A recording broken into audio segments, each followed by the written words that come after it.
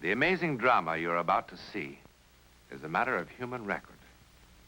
You may believe it or not, but the real people who lived this story, they believe it.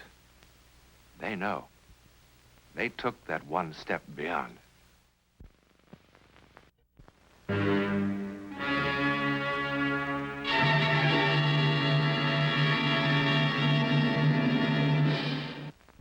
Last summer, I went on a short holiday to wonderfully cosmopolitan Mexico City. It was Thursday. My wife had, of course, gone shopping, and I had a few hours to kill. One of the hotel porters told me about this cellar bar, and... That's he, Mr. Newland. Michael, this is Mr. Newland. He's from the United States. He's very interested in true stories such as yours.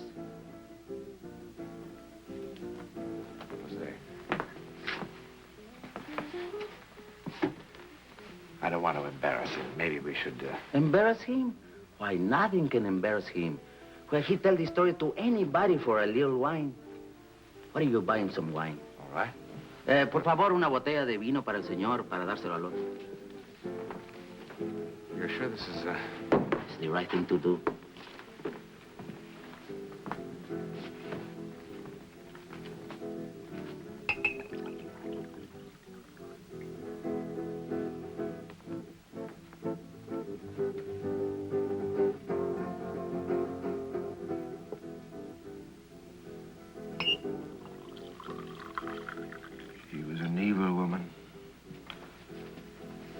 Future. I was well-liked. I had a pleasing personality.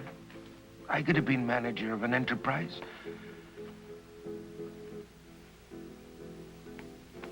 I was handsome, too. Handsome. But she promised me so much. She promised me everything, and she treated me so shamefully.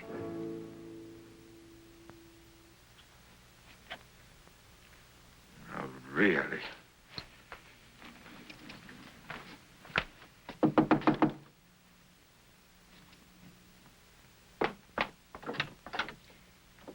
It's 5 minutes after 9. We're already an hour late. Then we'll be 2 hours late. Reasonable, darling. Close the door.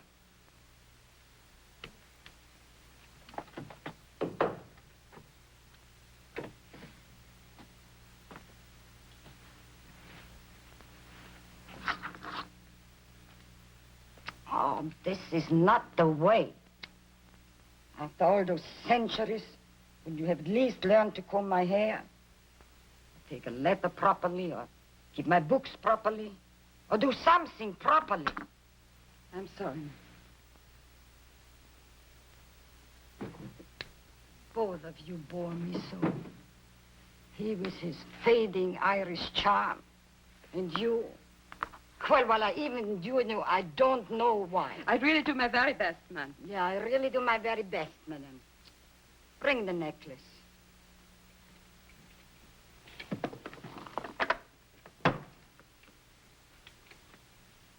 No. Call Mr. Barry for his little performance. He is so fond of my necklace. He loves to touch it.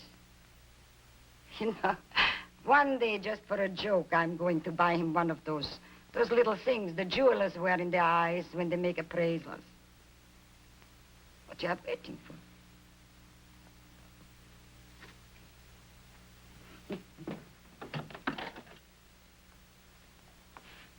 Countess Lorenzi wants you to help her with her necklace.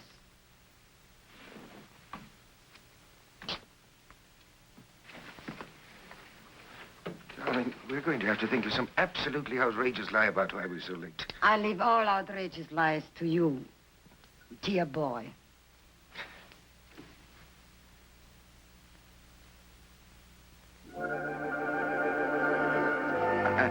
I'm sorry, darling, but this clip always did give me so much trouble. But you put it on me so often, you should be able to do it with your eyes closed. Well, I'll do it. All right. I'll do it, darling. Take your time. Take your time.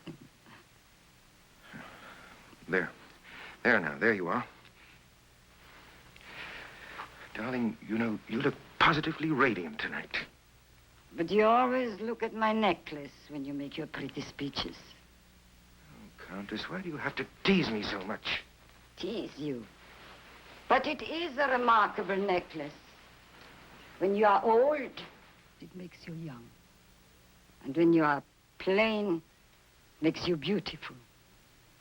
Grace, tonight, dozens of young men, slender young men, will crowd around me. And Michael will get absolutely furious. Won't you? Yes. It's because I have a jealous nature, you know. Furious, frightened. So there's my beauty secret. If you want Michael to notice you, you need more than a pink nose. Come on, Countess, now you're embarrassing her. Embarrassing her. Bring the car around the front. Yes, of course.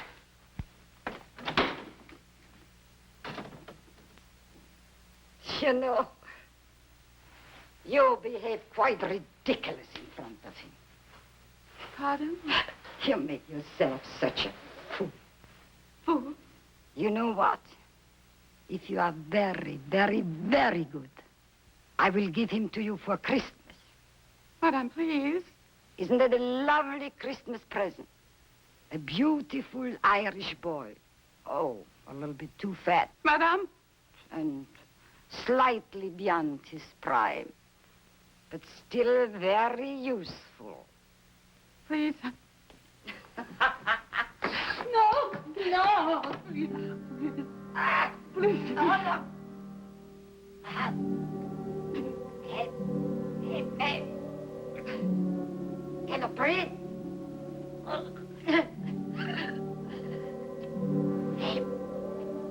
Help me.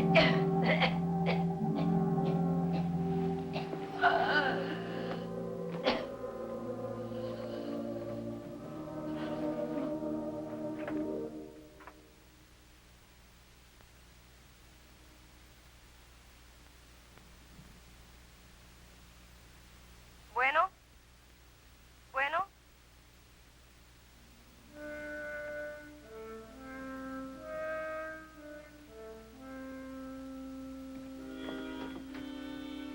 Gerard, come on, hurry.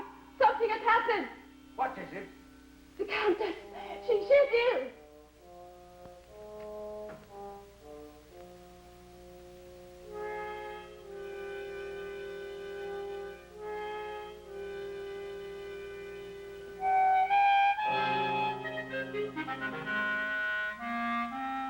There.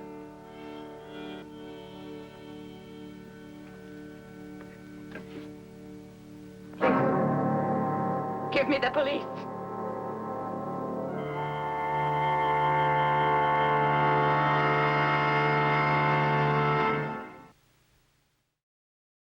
What a stubborn old woman she was. I don't know how many times I told her. The doctor warned her again and again about her heart. Cut down on your activities, he said. Or you'll be sorry, but no. She just wouldn't listen. I tried to help, but before I could reach her, she was dead.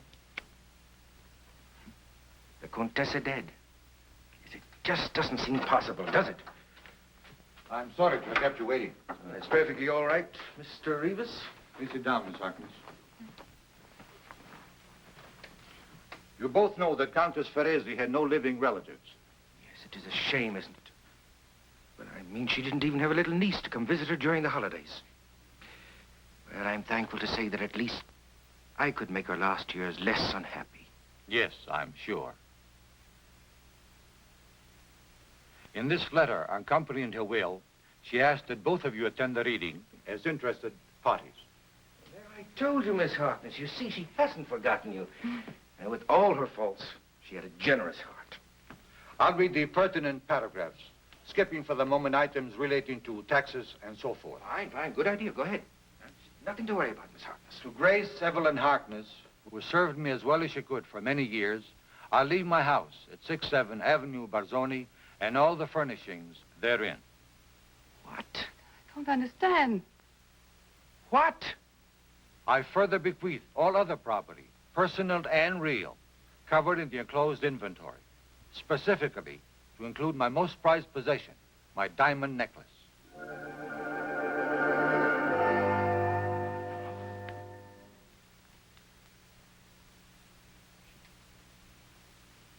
She didn't even mention me. My name isn't even mentioned in there, is it?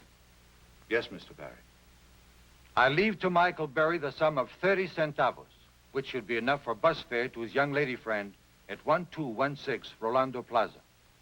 I am certain the tranquility that Mr. Berry will feel, knowing he is no longer in danger of being discovered, will more than compensate for any monetary consideration.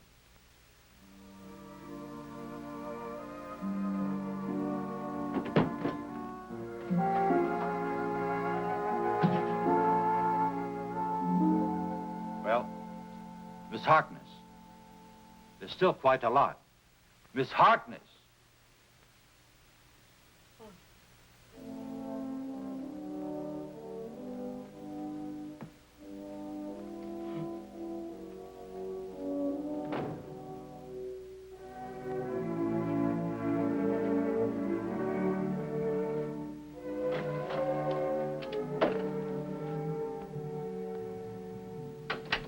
Expected you at 9.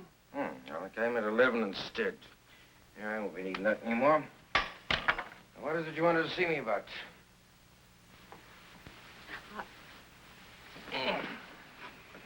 Champagne is probably warm. Oh, so now we're drinking champagne now. Just for tonight. Well, would you open it for me? I don't would, but I will, ma'am. Yeah. So, we're the new lady of the house, are we? Hmm?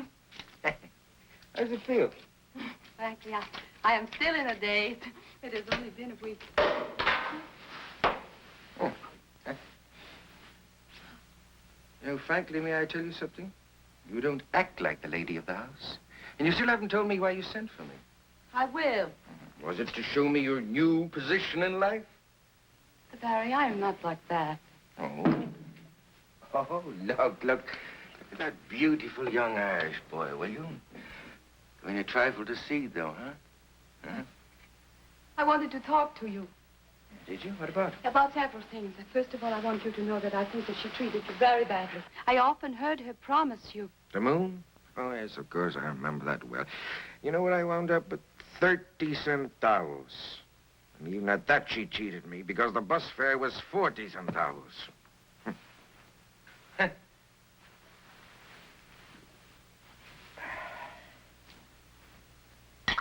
Oh, I beg your pardon. I'm forgetting my manners, may I? Of course. All you want. And help yourself to the hors d'oeuvres. They may be stale, but I had the maid make the kind that you like. Imagine me with a maid. Well, here's your good health. Thank you. I really meant what I said. I mean, about the Countess. She had no right to treat you as she did. Give me something, Don. You're all right. Don't let anyone ever tell you different. You're all right. You got a good heart. Oh, when I think of what a fool I made of myself in that attorney's office, I couldn't help it, I suppose. When I heard of that 30 centavos, it was enough to drive me out of my mind. What's shameful? Yes, it too. If she ever found out about Nina, I'll never know. You know, when I think of that old woman, Don't think of her. makes my blood boil inside of me. How she degraded me. Rubbed my nose in that dirt. You know, I could have been something. I really could, and I still can, you know. I could have been manager of an enterprise. Yes, you still can. You still can. No, that's too late now, no. When I think of the many times that I sat here in this chair waiting for her to open that door. You shouldn't give up. That's fine. That's very easy for you to say, my dear. You're young and you're still very handsome. Handsome? Yes, sure. Handsome. It's been my undoing.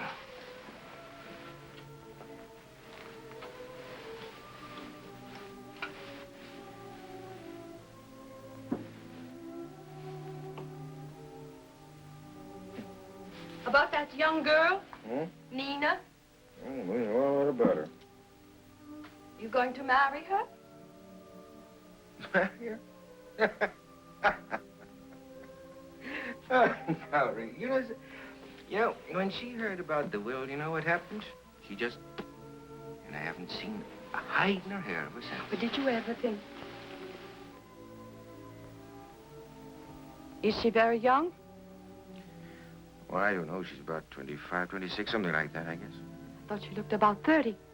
And the Countess was much too old. Forgive me for being forward, but did you ever consider that a woman your own age could offer you a great deal more than either one of them? Understanding, companionship. Excuse me. Listen to me, babbling away. What did you say? It's champagne. Just a minute. What did you say about Nina a moment ago? Hmm? Nina, what about her? A moment ago you said something about her. Nina? Yes, Nina. Well, why do we have to talk about Nina? You haven't commented on my new clothes. It is very ungallant of you, Mr. Barry. You always spoke of how lovely the Countess looked. And I went to the same dressmaker. Oh, goodness, they charged me enough for the hair. I hope there's some improvement. What was it you said about Nina a moment ago, huh? Come on, tell me. You know, there's only one thing missing, and I'll be right back. Wait a minute.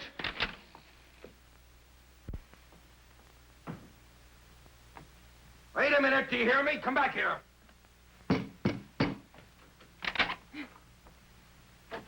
How did you know how old she was? How'd you know what she looked like, even? Come on and open up this door and answer me. Come on! Oh, yes. Now I see it. That's how the old woman found out about us, because you saw us together someplace, isn't that it? And you told her. And that's why she tried to ruin me. Come on and open up this door, do you hear me? Open it up! You told her. You told her, didn't you? Ah, come on now. No use in trying to pretend to me. Come on, you not fainted. Come on.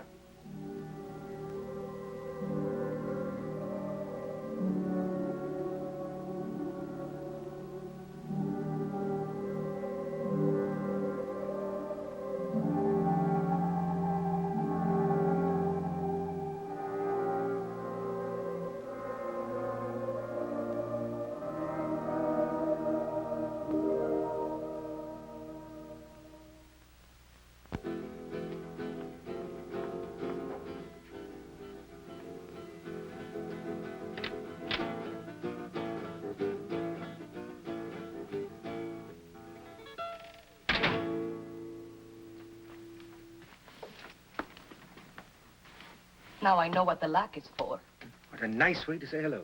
Oh, I can say goodbye much better. No, Nina, you're a terrible girl. I always told you. You know that I've spent almost a whole week looking for you. You should have spent it looking for another nice, rich old woman. Oh, Nina, please. Please, don't say that. Please, I beg you. You still wear too much hair oil.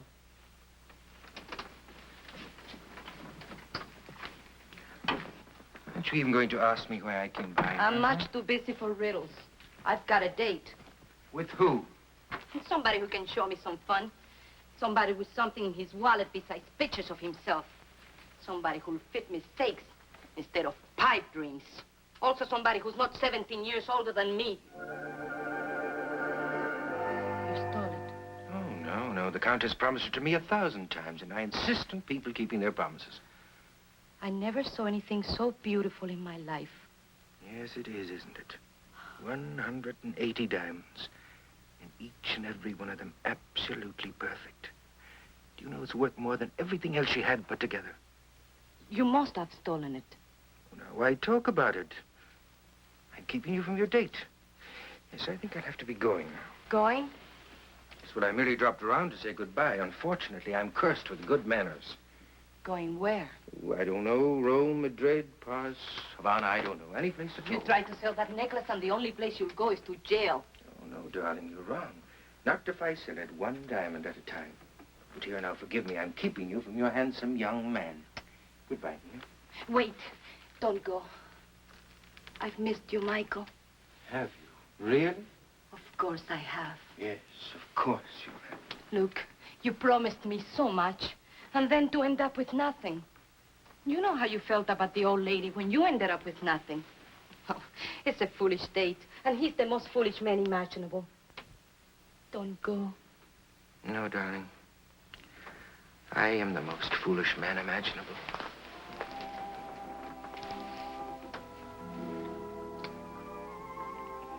Darling, I tell you what, why don't you finish dressing and pack a suitcase and I'll be back for you in an hour. What are you going to do?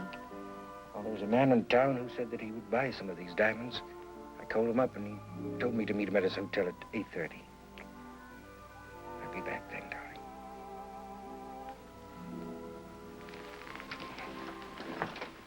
Michael, may I see them just once more? Really? They're so beautiful. They almost hypnotize you. It seems so wrong to break them up. Yes, but I imagine when you see how much money they realize that you'll feel much better about it. Now, come on, give them to me, darling. Just once. Oh. Just for a second. Darling, look. Just that I can see myself in the mirror with them on my throat. Darling, I promised the man 8:30. Dearest, just for a second. Oh, well, all right then. Come on, I'll help you with the clasp. Oh, I'm so excited. You know, it's a funny thing. Now that they're mine, I don't feel at all nervous about them. I never saw anything so beautiful in my life. Look at me, Michael. Just look at me. Now, come on, let's have them back. Darling, what's the matter? Nina, darling, what's the matter with you? Take them off. Nina. They're shocking me. Oh! Help! They're shocking me. Oh, help!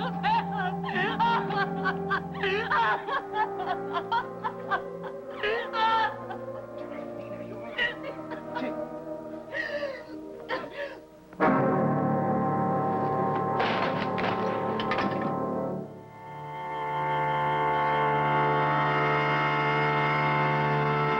It moved. It moved. It moved. Well, Senor Mr. Newland, What happened to him? what could happen? They put him in a place where the criminals are, como se dice, loco, the mad. How long was he there? 8, 9 years, senor. ¿Quién sabe? All right, thank you, Jose. Thanks.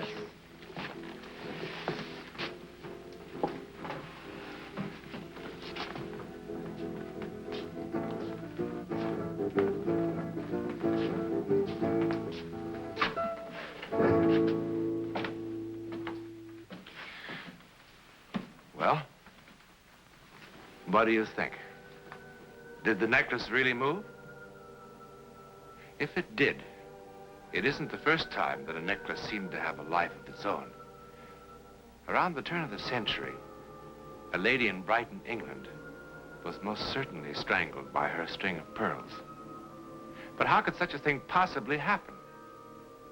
Well, the psychic answer would be that somehow the vengeful spirit of the Countess managed to impart some sort of life, an evil life, to her necklace. Or if you want a more rational answer, as Jose the porter says, quien sabe? Who knows?